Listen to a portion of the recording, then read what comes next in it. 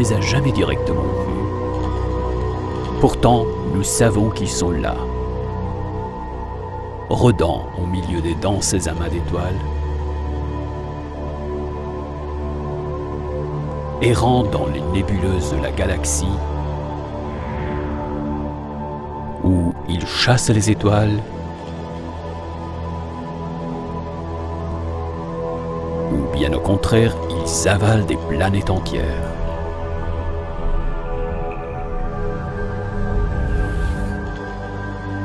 Notre Voie lactée pourrait contenir des millions de tels trous noirs, les restes ultra denses d'étoiles mortes.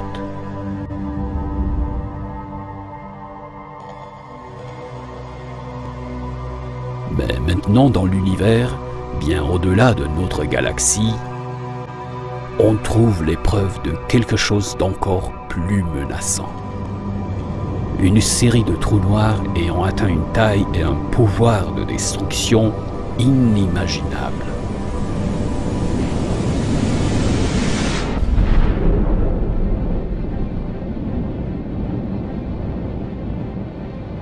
Il a fallu une nouvelle ère de l'astronomie pour les trouver.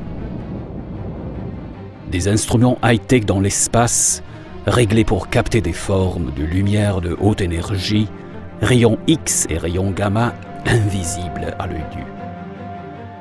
De nouveaux télescopes de haute précision, équipés de technologies permettant d'annuler l'effet de flou de l'atmosphère et de voir dans les étendues infinies de l'univers. Scrutant les galaxies, les astronomes trouvent la preuve que l'espace et le temps peuvent être anéantis par des éruptions tellement vastes qu'on en reste sans voix. On commence à peine à comprendre l'impact de ces explosions sur l'univers autour de nous. Ce savoir a récemment fait un bond en avant. Une équipe de l'observatoire Subaru, situé au sommet du volcan Mauna Kea de Hawaï, a réussi à obtenir des images des confins mystérieux de l'univers et capter un rayon de lumière qui avait mis près de 13 milliards d'années à nous atteindre. C'était le messager d'une époque suivant de près la naissance de l'univers. Ils se sont concentrés sur un objet appelé quasar, de l'anglais Quasi-Stellar Radio Source, ou source radio quasi-stellaire. Ils leur réservaient une surprise. Un minuscule point en son centre, tellement brillant que les astronomes pensent que sa lumière vient d'un seul objet, au moins 1 milliard de fois la masse de notre Soleil. À l'intérieur de ce pôle lumineux, l'espace devient soudainement noir, comme s'il était littéralement avalé par un gigantesque trou noir. Aussi étrange que cela puisse paraître, on pense que même d'énormes trous noirs comme ceux-là sont issus de l'univers familier des étoiles et de la gravité. Ils démarrent dans des rares variétés de grosses étoiles, au moins 10 fois la masse de notre Soleil. Ces géants brûlent fort et vite, et meurent jeunes. L'étoile est une cocotte minute cosmique. En son cœur, les chocs de gravité produisent une chaleur tellement intense que les atomes sont dépouillés de leurs électrons et réarrangés. Les éléments plus légers, comme l'hydrogène et l'hélium, fusionnent pour en former des plus lourds, comme le calcium, l'oxygène, le silicium et enfin le fer. Quand suffisamment de fer s'accumule au cœur de l'étoile, il commence à s'effondrer sous son propre poids. Cela peut envoyer une puissante onde de choc vers l'extérieur,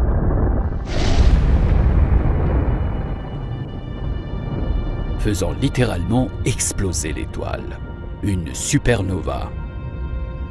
Au moment où l'étoile meurt, si assez de matière tombe dans son noyau, elle s'écroule en un point formant un trou noir. Des forces de gravité intenses entourent ce point d'une sombre sphère, l'horizon des événements, au-delà de quoi rien ne peut s'échapper, même pas la lumière. C'est ainsi que se forme un trou noir de taille normale. Mais que n'est-il d'un monstre de la taille du quasar de Subaru? Les récentes découvertes sur la croissance rapide de ces énormes trous noirs ont amené les théoriciens à repenser leur vision de l'histoire cosmique. En 1995, le télescope spatial Hubble fut enrôlé pour tenter d'éclaircir les détails de cette histoire.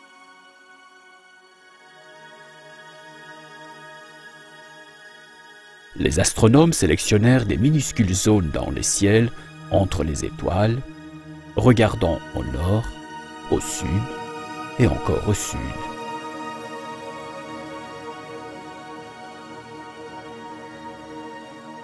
Pendant des jours entiers, ils ont focalisé Hubble sur des minuscules bouts de ciel afin d'examiner les zones les plus profondes de l'univers.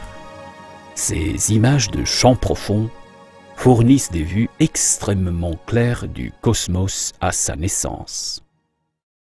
Ce qui a interpellé les astronomes, ce sont les minuscules galaxies couvrant seulement quelques pixels sur le détecteur de Hubble. La plupart d'entre elles n'ont pas la grande spirale ni la forme elliptique des grandes galaxies que l'on voit plus près de nous. Elles sont plutôt des amas morcelés et irréguliers d'étoiles. Le champ profond de Hubble confirme le fait que l'univers a dû évoluer en une série de blocs, avec de petites galaxies fusionnant et s'assemblant progressivement aux plus grandes. On trouve la preuve de ce modèle en regardant simplement dans l'univers. De nombreuses galaxies tournoient les unes autour des autres. Certaines entrent en collision, d'autres s'arrachent entre elles. La gravité bat le tempo alors que ces galaxies s'attirent entre elles, échangent étoiles et gaz, et avec le temps se fusionnent pour former de plus grandes galaxies recomposées.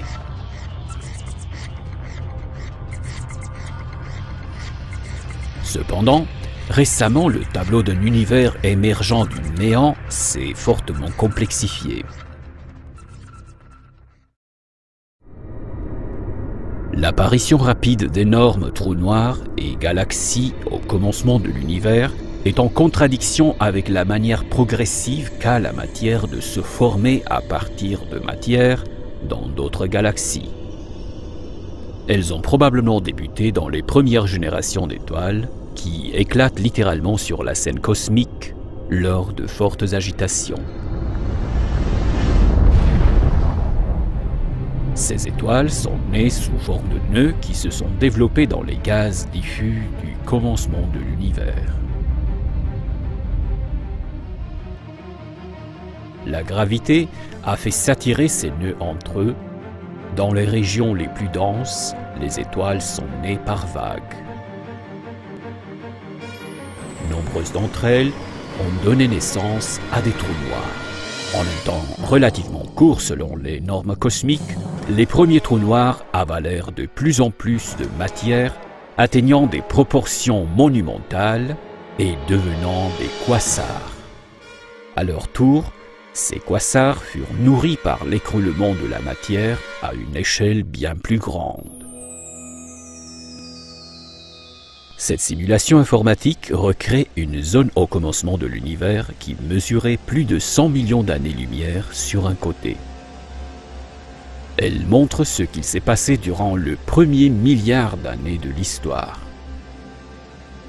Cet univers virtuel est mis en marche par des équations décrivant les propriétés de gaz, l'énergie libérée lors de la naissance d'une étoile et le mouvement vers l'extérieur de l'espace et du temps. Le résultat, une toile cosmique compliquée où la matière entraînée par la gravité forme filaments et nœuds comme si vous regardiez au travers d'un amas confus de toiles d'araignée emmêlées. C'est à l'intérieur des régions les plus denses que les plus grandes galaxies et trous noirs ont grandi. Ici, des cercles indiquent l'apparition des trous noirs loin dans les données. Alors qu'ils s'unissent en engloutissant tout ce qui les entoure, les cercles grandissent. Certains, dans les grandes galaxies, atteignent des proportions immensement grandes, des milliards de fois la masse de notre Soleil.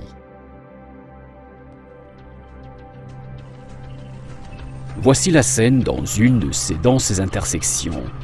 Des milliers de galaxies et des nuages de gaz gigantesques s'engouffrent vers l'intérieur. Une grande galaxie émerge au centre. Et en son centre, un gigantesque trou noir nourri par la force de gravité.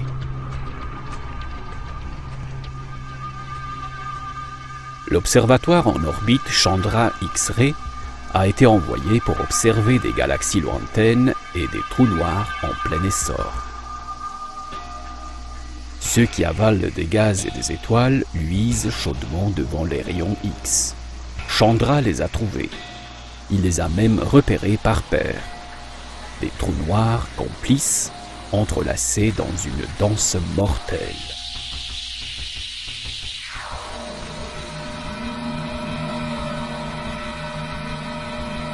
Quand la musique s'arrête, ils se mangent entre eux. Ce moment arrive à grands pas pour le plus grand trou noir détecté dans l'univers à ce jour. C'est un quasar appelé OG 287. Des flambées dans les régions avoisinantes suggèrent aux astrophysiciens qu'un autre trou noir voltige autour de lui. La force de gravité qu'exerce ce géant sur son compagnon a mené les astronomes à estimer sa masse au niveau incroyable de 18 milliards de masses solaires. Un monstre aussi grand et féroce épanche sa rage sur l'univers environnant et le transforme radicalement. Regardez simplement MS 0735. À 2,5 milliards d'années-lumière, il apparaît à la lumière naturelle comme un amas galactique typique. Mais au rayon X, il est enveloppé dans un nuage de gaz brûlant. Deux immenses trous d'environ 600 000 années-lumière de large sont creusés dedans. Maintenant, ajoutons une image radio de cet amas. On voit deux flux concentrés de matière s'échappant du centre. Cela laisse entendre que ces cavités se formèrent lors d'une éruption au cœur de l'énorme galaxie centrale. Deux jets jaillissant de la galaxie ont envoyé des vagues foudroyantes qui ont terrassé les gaz entre les galaxies. Combien d'énergie cela demande-t-il ? Celle de plusieurs milliards de supernovas, selon un calcul.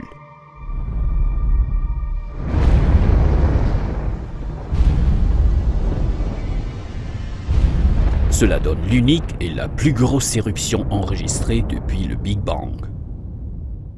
Sa source, un trou noir qui peut peser plus de 10 milliards de masses solaires.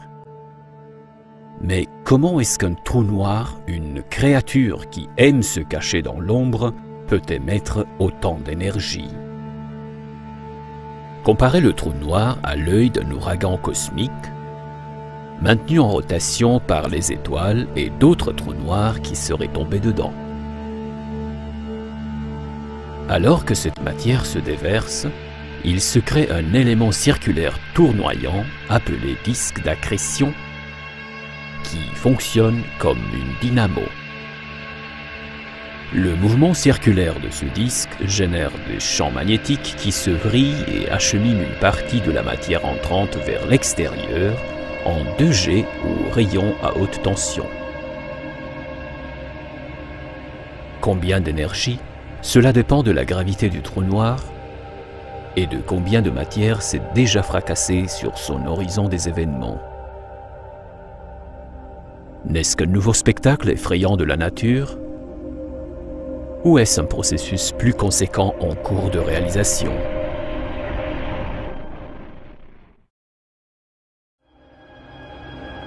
Des jets de trous noirs ont été vus partout dans l'univers, y compris dans notre propre voisinage cosmique. Voici Centaurus A, également appelé la galaxie hamburger. Au rayon X, on peut voir un jet sortir du centre. En observant les denses nébuleuses qui dominent notre champ de vision, les astronomes ont conclu que c'était en fait deux galaxies en train d'entrer en collision. Après, il y a la fameuse galaxie M87, au centre de l'amas de galaxies Virgo, à environ 50 millions d'années-lumière. Les astronomes étudient intensément le trou noir de 4 milliards de masses solaires qui rôde en son centre. Ils ont découvert que, dans le minuscule point central, le gaz est fouetté par la gravité jusqu'à atteindre une vitesse orbitale de millions de kilomètres/heure. Ceci propulse une paire de jets puissants qui parcourent les amas de galaxies plus vastes. Les plus grands trous noirs de l'univers ont probablement émergé à l'âge des quasars, il y a 10 à 12 milliards d'années. En libérant de l'énergie sous la forme de jets, ils ont réchauffé la région avoisinante. Cela a empêché les gaz de tomber vers le centre depuis la région environnante et a permis à d'autres petites galaxies autour de se former et se développer. Mais l'impact du monstre ne s'est pas arrêté là. Sur cette image de Chandra, de l'amas de galaxie Hydra A, on voit les mêmes immenses cavités de chaleur luisant en rayon X et un jet puissant s'échappant de sa galaxie centrale. Le gaz le long du jet contient un haut degré de fer et d'autres métaux venant probablement des explosions des supernovas au centre. En poussant ces métaux vers des régions extérieures, le trou noir sème dans l'univers les éléments nécessaires à la création d'étoiles, de planètes et de systèmes solaires tels que le nôtre. Ces plus petites galaxies commencent alors à semer leurs propres environnements. Cette simulation informatique montre le sort des gaz dans la fusion des deux galaxies avec des trous noirs implantés dans leur cœur. Alors qu'elles se croisent, la force de gravité perturbe leur forme spirale et pousse d'énormes volumes de gaz vers leur centre. Pendant que ces trous noirs continuent à se nourrir, ils émettent des vagues de choc puissants qui poussent la plupart des gaz errants au-delà de leurs limites.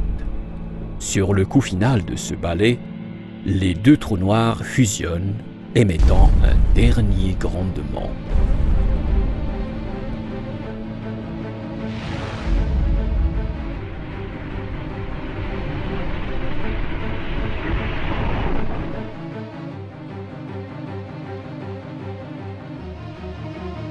Notre Terre, notre étoile, le Soleil,